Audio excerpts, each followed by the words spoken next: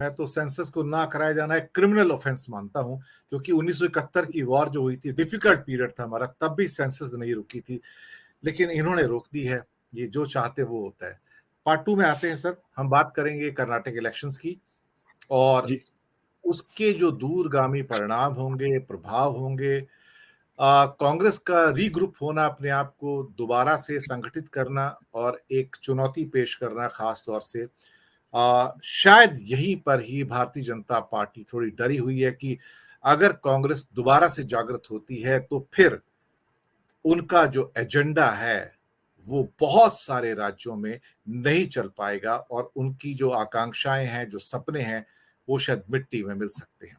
इस पूरे मसले के ऊपर जो कर्नाटक से निकल कर आता है, जो पूरा परिदृश्य ही चेंज हो जाता है, मैं आपकी ऑब्जर्वेशन चाहूंगा इसमें डॉक्टर साहब। देखिए, कर्नाटका इलेक्शंस ने पहले तो बीजेपी की आइडेंटिटी बदल दी दो तरह से। एक, ये जो दावा था कि BJP is free of corruption, अब वो नहीं कह सकते, जी क्योंकि वो खुद ही कह रहे हैं, उनके सपोर्टर्स ही कह रहे हैं कि करप्शन की वजह से हारे। 40% करप्शन जो चल रहा था उस स्टेट में। That is number one. दूसरी चीज, इन्होंने ये इलेक्शन से ये हुआ कि BJP has now become a regional party, it's not a national party. South में कोई प्रेजेंस ही नहीं है, तो south India has become BJP मुक्त। तो उसका मतलब क्लियरली है कि it is not a nation wide party, it is selected है। आप तो देखे होंगे वो 2023 का इंडिया का जो मैप बता रहे हैं, it is very limited presence है इस वक्त।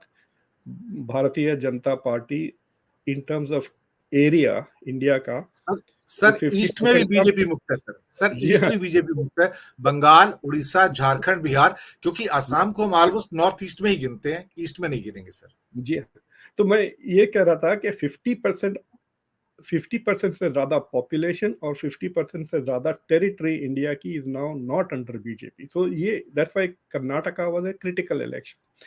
कर्नाटक के दो तीन चीजें हैं कि इसका असर जो रीजनल इलेक्शंस जो नवंबर में होंगे उससे पता चलेगा कि इसका क्या इम्पैक्ट है। लोग कह रहे हैं कि नहीं भाई, इंडियन वोटर्स लोकल इलेक्शंस में अलग वोट डालते हैं और ये सब जाके फिर नेशनल इलेक्शंस में भारतीय जनता पार्टी और नरेंद्र मोदी को डालेंगे, जिस तरह 2018-2019 में कर्नाटका में खुद हुआ। कर्नाटका बीजेपी स्वीप किए 2019 में, कुछ 28 सीटें मिल गई थी उनको एमपी के। तो they are saying that history will repeat itself. लेकिन जहां तक कि कांग्रेस के रिवाइवल का सवाल है, I think the most critical thing जो कर्नाटका में हुआ है इज द मुस्लिम वोट। जो मुसलमान सिर्फ 12 या 13% के बीच में है वहां पर। मुझे वोटर साढ़े टर्नआउट, 13%, साढ़े तेरह हाँ, परसेंट मुझे वोटर टर्नआउट का, मुस्लिम वोटर टर्नआउट का रेट की डेटा नहीं मिली, बट मिल जो गई है, मेरे पहले, पास है सर, मेरे हाँ, पास है तो सर। जी, 88% है वोटेड फॉर कांग्रेस सर इन कर्नाटक। हाँ, वो नंबर 88% तो है। मुस्लिम। दैट दैट आई नो कि 88% voted, but how many Muslims के वोट? जी के इलेक्शन में 70% लोगों ने वोट डाला ना, जो डाल सकते थे वो 70%। लेकिन क्या 70% मुसलमान जो वोट डाल सकते थे, did they turn out in 80% या 90? दैट इज द क्वेश्चन, उसका सवाल नहीं मिल रहा है।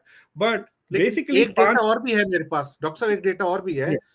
56 सीट्स ऐसी हैं कर्नाटका की 224 में से जहां मुस्लिम इन्फ्लुएंस है और अच्छा खासा इन्फ्लुएंस है। उन जी 56 सीटों में 2018 में 42 सीटें बीजेपी के पास थी। इस बार 56 में से 55 सीटें कांग्रेस के पास है और बीजेपी के पास एक सीट है, या शायद वो भी नहीं है। जी हाँ, दैट इज द बिगेस्ट चीज। देखिए, 5% का फर्क आया। बीजेपी 36%, 36% दोनों इलेक्शन में कोई चेंज नहीं आया बीजेपी के वोट परसेंटेज में। लेकिन कांग्रेस को जो 5% एक्स्ट्रा वोट मिला, वो जेडीएस को 5% कम मिला, और that is the Muslim vote. So the basically जो बीजेपी ने जो रिलीजियस कार्ड खेला है, आखिरी दिन तक वो जय बजरंग बली के नारे लगा रहे थे। मैं उसकी मिसाल देता हूँ। कैन यू इमेजिन जो बाइडन यहाँ खड़े रह के लॉन्ग लिव जीसस क्राइस्ट जिंदाबाद के नारे लगाए? It is unthinkable in the US. Even Trump ऐसे बातें नहीं करता, बट वहां पे बड़े नारे लगा रहे थे, दीन का, रिलीजन का इस्तेमाल किया। मुसलमानों के जो 4% मुस्लिम ओबीसी की जो रिजर्वेशन थी वो निकाली, हलाल का मसला, हिजाब का, इतने सारे मसले इस्तेमाल किए स्टेट को पोलराइज करने के लिए। and all they succeeded was to keep their 36% vote.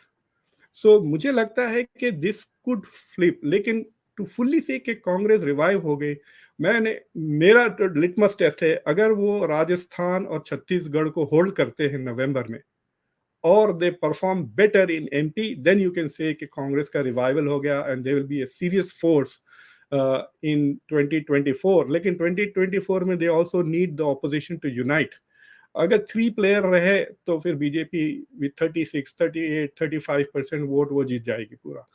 मतलब मेरा अनुमान ये है डॉक्टर साहब की जी बंगाल में और तेलंगाना में त्रिकोणीय फाइट होनी चाहिए, क्योंकि अगर आप तेलंगाना में त्रिकोणीय फाइट नहीं करते हैं तो फिर बीजेपी के पास तो ऊपर की 3 सीटें हैं, आदिलाबाद, निजामाबाद और करीमनगर, बस मेरे ख्याल से यही नाम है सर, और एक सिकंदराबाद की सीट है.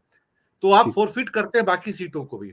सेम बंगाल के अंदर अगर आप बीजेपी को कांग्रेस के साथ समझौता करते हैं टीएमसी, तो फिर बीजेपी नंबर 2 पे आती, जो नहीं होनी चाहिए. आजकल के हालात में टीएमसी नंबर 1 और कांग्रेस नंबर 2 पर आ सकती है बंगाल में, और तेलंगाना में ऑलरेडी है वो, तो बीजेपी थर्ड फोर्स है वहां पर. तो वो थर्ड से सेकंड में हमको कन्वर्ट नहीं करना चाहिए. तो वहां पे ट्रायंगुलर फाइट जरूरी है सर. तो मैं उसके पक्ष में नहीं हूं कि वहां पे 1:1 होना चाहिए बंगाल में या तेलंगाना में, otherwise BJP will come up to the second place actually. जी देखिए, मतलब people who understand local politics better than me can I hope कि वो strategize कर सके, मतलब cooperation हो opposition party में.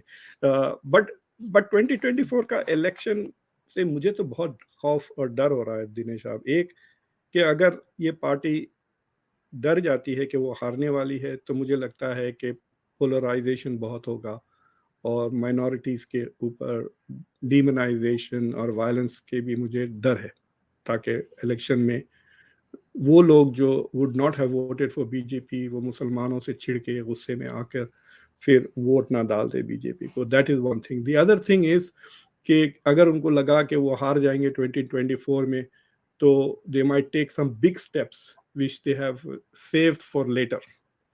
जो हिंदू राष्ट्र का जो एजेंडा वाला बड़े स्टेप्स है वो शायद ले लें, एंड इन द होप के that will turn the election.